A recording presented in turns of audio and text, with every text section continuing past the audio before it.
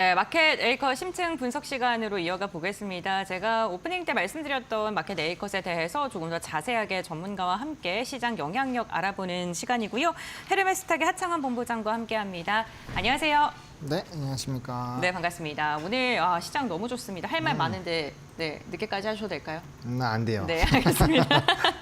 네, 먼저 저희 중국 소비에 대한 이야기 좀 나눠봐야 될 것 같은데 중국이 이제 드디어 진짜 회복의 신호가 발견된 것 같습니다. 이제는 진짜로 구조적인 신호의 전환의 신호인지 아니면 살짝 튀고 가는 건지 그게 좀 궁금하거든요.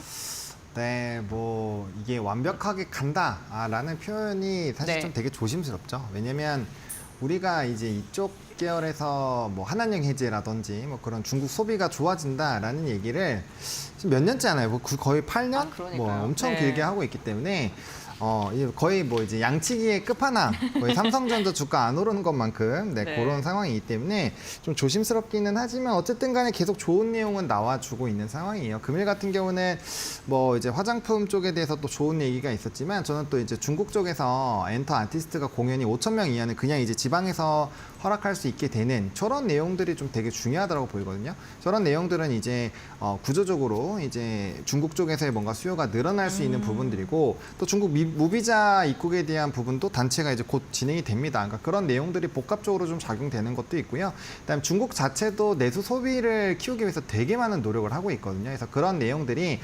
복합적으로 좋아지게 되면서 오늘 뭐 엔터, 화장품, 뭐 본격적으로 좋아질 때마다 가는 종목군들이죠. 그래서 좋아지고 있다라고 보시면 좋을 것 같고 그 힌트는 저는 사실 아모레퍼시픽 리포트에 있다라고 보입니다. 아모레퍼시픽이 갑자기 공장에 대한 가동률을 확대를 한 게 있어요. 증설도 하고 도대체 이 회사가 왜 이럴까 했는데 굉장한 자신감을 좀 표현을 했거든요. 그러니까 중국 시장이 좋아질 거라는 거를 좀 선제적으로 먼저 대응을 한 거고 그 리포트가 나온 지 그렇게 오래되진 않았습니다. 근데 그 다음에 이제 또 중국 관련된 부분 나오면서 화장품이나 이런 쪽이 전반적으로 올라가는 걸 보면 아무래도 이쪽 시장이 점점 좀 좋아지고 있다라는 부분으로는 좀 이해를 해볼 수 있지 않을까. 그러니까 왜냐하면 회사가 어떤 특정 회사가 증설을 한다라는 거는 굉장히 큰 리스크를 감수를 하는 거예요. 그쵸. 만약에 시장이 확대가 되지 않는다고 한다면 그거 이제 고정비 때문에 망하거든요. 근데 이제 아모레퍼시픽 같은 큰 회사가 중국에서 그 오랜 기간 가동률이나 이런 걸 확대한 적이 없는데 이번에 했다라는 거는 그만큼 뭔가 의미가 있지 않나라는 생각이 들고 있기 때문에 그런 포인트로 좀 두고 본다라고 한다면 전환의 시작이 될 수도 있지 않을까 정도까지는 네, 한번 얘기해 볼 수 있지 않을까 생각합니다. 네, 8년 동안 계속 양치기 소녀였기 때문에 네, 뭐 당했죠. 완벽하게 믿지는 않고 계신 것 네, 같습니다. 그렇습니다. 그러면은 화장품 강세가 얼마만큼 더 지속될지 좀 알아봐야 될 것 같은데 투자분들께서 오늘 좀 강하게 상승을 했기 때문에 네. 이제 들어가기 좀 늦은 게 아닌가라는 생각하시는 분들도 계실 것 같고 지금이 또 고점이었다 또 장기간 물리지 않을까 이런 고민도 하실 것 같거든요. 어떻게 보세요?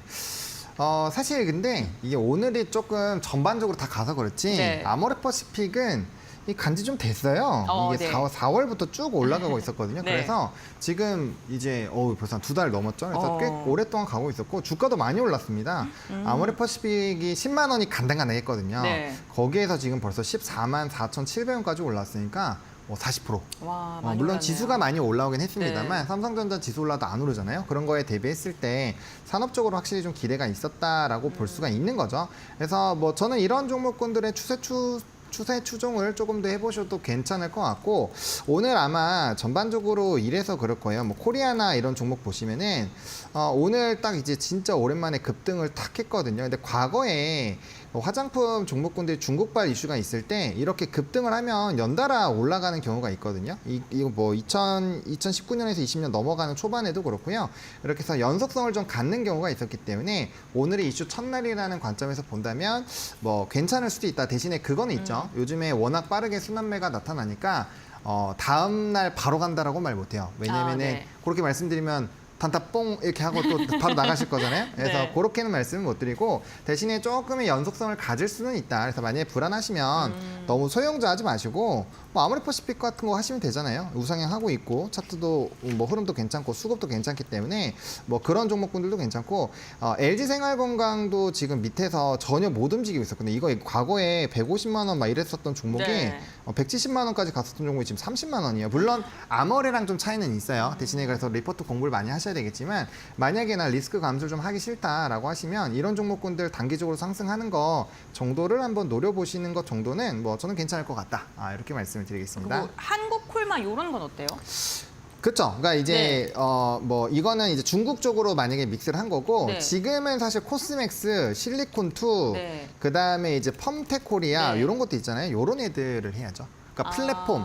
그러니까 수출과 중심이 되어 있고 네. OEM, ODM 쪽은 뭐 당연히 수혜고 펌텍코리아도 용기니까 당연히 수혜잖아요. 그러니까 그렇게 공통 분모. 실리콘트는 유럽 지역에서 또 확장되는 그 플랫폼이 있거든요. 네. 그래서 그런 쪽도 보시는 건 나쁘지 않다. 근데 이거는 이제 안전하게 가는 거고 중국만 놓고 본다면 그런 애들. 그냥 공통으로 본다면 제가 후반으로 말씀드린 종목군들 이렇게 하시면 될 것 같습니다.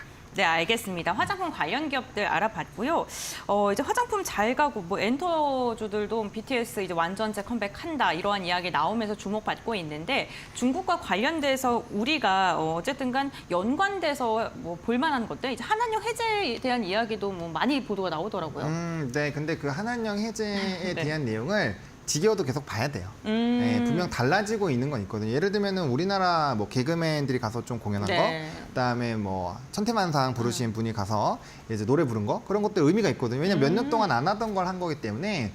뭐 좀 바뀌고 있구나. 그리고 오늘 아까 제가 말씀드렸던 그 5천 명에 대한 그 기준점. 네. 원래는 5천 명이든 100명이든 중앙 정부의 승인을 받아야 돼요. 엄청 그렇죠. 힘들게잖아요. 네. 근데 이제 지방에서 허용권이 생기면 훨씬 더 이제 러프해진다라는 거예요. 그래서 그런 것들이 좀 중요할 것 같고 사실 우리나라 K-팝이 너무 성장을 했습니다. 그래서 중국이 아니더라도 충분히 지금 실적도 잘 나오고 좋은데 그래도 중국에 대한 모멘텀이 붙어버리면 엄청나게 좋아진다라는 거죠. 왜냐하면 그들이 공구를 엄청나게 많이 해줬고 그들이 음방이나 음원을 굉장히 많이 이용을 해줬거든요. 그래서 그런 기대감이 충분히 있는 거고 그래서 오늘 YG 플러스가 많이 가는 거거든요. 그래서 그렇게 보시면 될 것 같고 디어유도 최근에 주가 엄청 올라갔습니다. 그러니까 그것도 팬덤에 대한 내용이잖아요.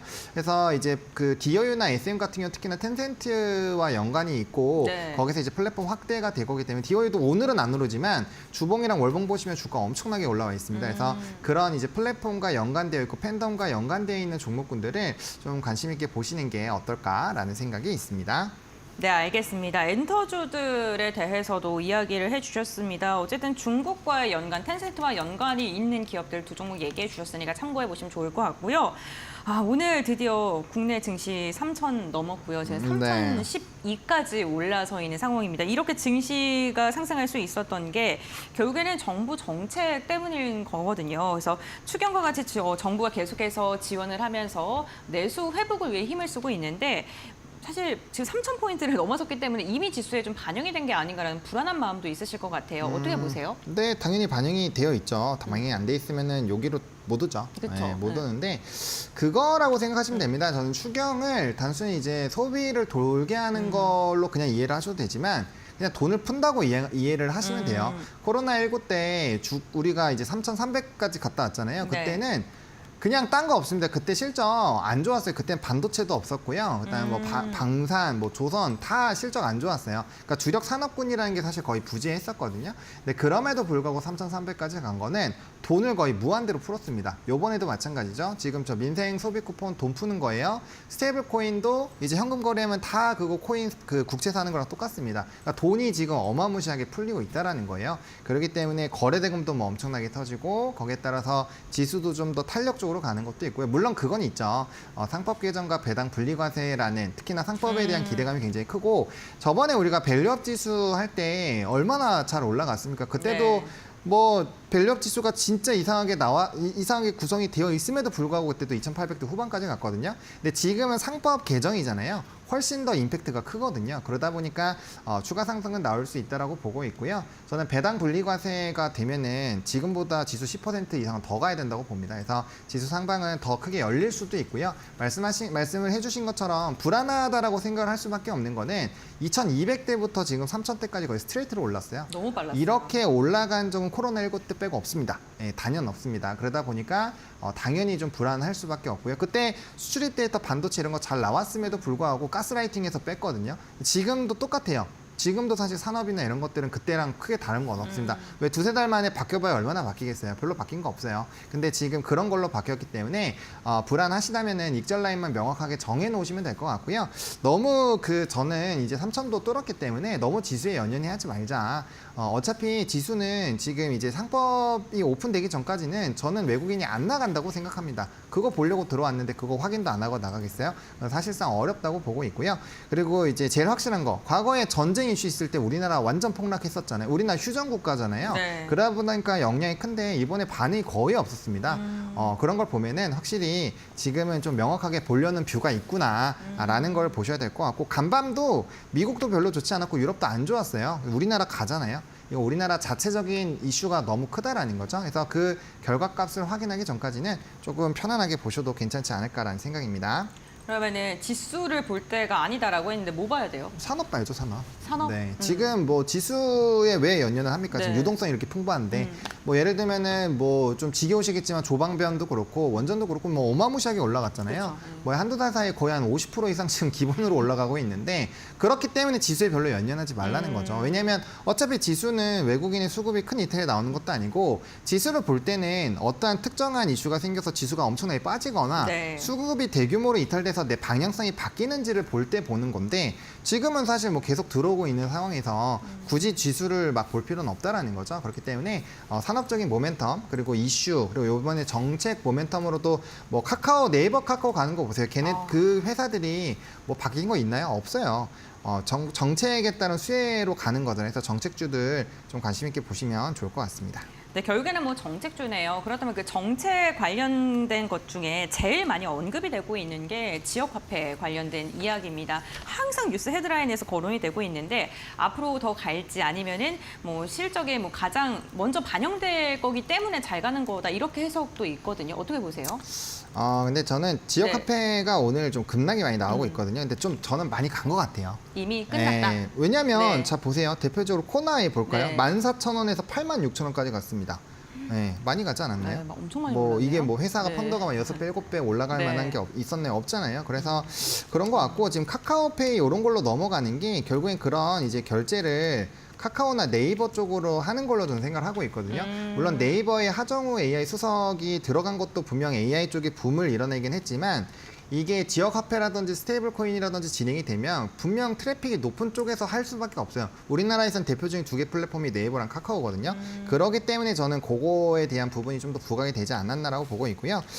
지역 화폐는 이미 결정이 났죠. 네. 그러다 보니까 이슈 좀 세론으로 나오는 것 같고, 만약에 지금 본다라고 한다면 AI 소프트웨어나 이제 뭐 스테이블 코인, 전 스테이블 코인을 보시는 게 맞다라고 보고 있고요. 근데 그 종목군들도 지금 엄청 올랐어요. 보여드릴게요. 네. IT생 글로벌이 대표적인 종목 중에 하나인데, 보시면은 요것도 6,000원부터 3만 원대까지 갔으니까 5배 올랐죠? 네. 많이 올랐습니다. 그래서 약간 정책주들이 그래서 조금 애매한 부분은 있고요. 그래서 좀 안전하게 하려면 백화점이나 이런 거 해야 되는데, 내수주요. 네. 네, 내수주 보시면 얘도 많이 올랐거든요. 네. 아, 백화점이 그렇다고 뭐 지금 매출 엄청나게 올라간 게 아니에요. 그래서 사실 이제 뭔가 얘기를 드리고 싶은데 좀 위험할 수도 있다. 네, 그래서 이거는 선택을 잘 하셨으면 좋겠고, 저는 그래서 이게 이제 질문을 주시니까 유통주, 내수주를 보시라고 말씀은 드리는데, 저는 그냥 개인적으로 조선, 방산, 원전, 변압기 뭐 이런 것들에서 보시거나, 아니면 저는 이번 상승의 피날레를 다른 방송에서도 전부 다 이제 반도체가 피날레를 찍을 거라고 생각하고 있거든요.